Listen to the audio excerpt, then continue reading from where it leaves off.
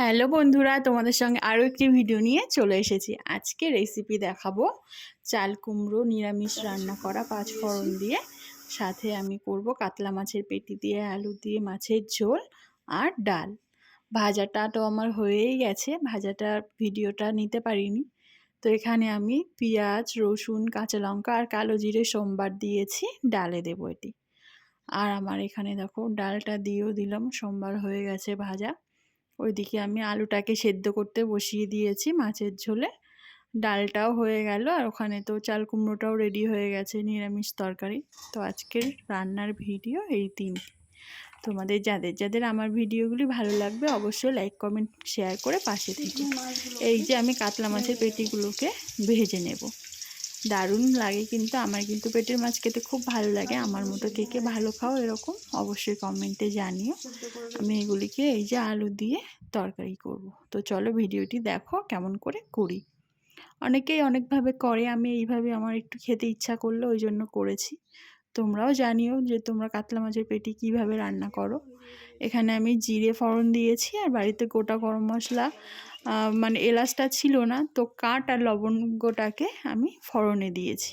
দিয়ে এবার এখানে তেলটা আমার হয়ে গেছে, মশলাটাও দিয়েছি। এখানে আমি একটা টমেটো দিয়েছি, একটা পেঁয়াজ, একটা রসুন আর একটু লঙ্কা, আদা জিরে তো আছেই সাথে। তো একসঙ্গে সবগুলোকে পেস্ট করে নিয়েছি, নিয়ে আমি এখানে এই যে কষাচ্ছি। আমার আলুটাও যেহেতু সেদ্ধ হয়ে গেছে ওই জন্য আলাদা করে আর ভাজতে হয়নি, আমি মশলাটার সাথেই ভেজে নিই একসঙ্গে। দেখো আমার মশলাটার গায়ের থেকেও কিন্তু তেলটা ছেড়ে দিয়েছে। এরকম তেল ছেড়ে দিলে মানে আমার বুঝতে হবে মশলাটা আমার কষানো হয়ে গেছে। কালারটাও দেখবা আস্তে আস্তে চেঞ্জ হতে শুরু করবে। তো এই মতো অবস্থায় আমি এখানে দেব অল্প জল, আর একটু চেষ্টা করবে গরম জলটা অ্যাড করার, তাহলে মশলা এবং গ্রেভিটার টেস্টটা অনেকটা সুন্দর হয়।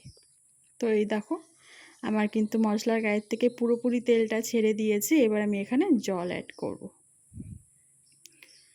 এই যে আমি জলটাকেও অ্যাড করে দিয়েছি। আমি একটু চেষ্টা করি গরম জল দেওয়ার, তোমরাও চেষ্টা করবে গরম জল দেওয়ার, তাহলে দেখবা তরকারির স্বাদটা অনেক গুণে বেড়ে যায়।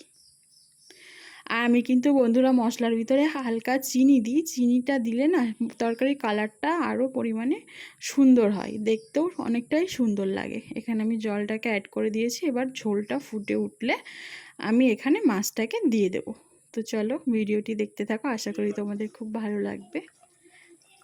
আমাদের কিন্তু বন্ধুরা খুব বেশি আমরা বড় মাছ খাই না বলতে বেশি বড় মাছ খাওয়া উচিত না, এখন যা সময়কাল পড়েছে ওই জন্য চেষ্টা করি কম অ্যাভয়েড করা, ছোট ছোট মাছ খাওয়া। আমরা খুব কম দিনে এরকম বড় মাছ খাই, আর পেটির মাছ ছিল ওই জন্য আমি একটু খেতে ভালোবাসি বলেই এনেছিল। এই যে আমার ঝোলটা কিন্তু ফুটে গেছে, ঝোলের মধ্যে আমি মাছটাকেও অ্যাড করে দিয়েছি। ঝোলটা দেখো কালারটা কত সুন্দর এসেছে বন্ধুরা। এবার আমি এখানে গরম মশলা অ্যাড করব, যেহেতু গোটা গরম মশলা ছিল না, আমি বেশি অংশ তরকারিতে গোটা গরম মশলায় পেস্ট করে দিই, শিলনোড়াতে বেটে দিই। আজকে যেহেতু ছিল না ওই জন্য সানরাইজের গুঁড়ো প্যাকেট গুঁড়ো মশলা আমি এখানে অ্যাড করব। আমার কিন্তু ঝোলটাও প্রায় শুকিয়ে এসেছে। আমি এখানে এবার এই যে গরম মশলাটাকে দিয়ে হালকা একটু ফুটিয়ে নিই। এই সানরাইজের গুঁড়ো গরম মশলাটাই আমি ইউজ করি। কে কোন গুঁড়ো গরম মশলা ইউজ করো অবশ্যই কমেন্টে জানিও কোনটা বেশি সুন্দর। আমার তো মনে হয় খয়েরিটার থেকে লালটা বেশি টেস্ট এবং বেশি সুন্দর। যেহেতু আমি গুঁড়ো মশলা অ্যাভয়েড করেই চলি, যেটুকু যা খাই বাড়িতেই ইউজ করি, বাড়িতে নিজেই হাতে করে নিই। এখন যেহেতু নেই ওই জন্য এটা ইউজ করলাম। দেখো বন্ধুরা আমার কিন্তু রেডি হয়ে গেছে মাছের ঝোল। ভিডিওটি কেমন লাগলো অবশ্যই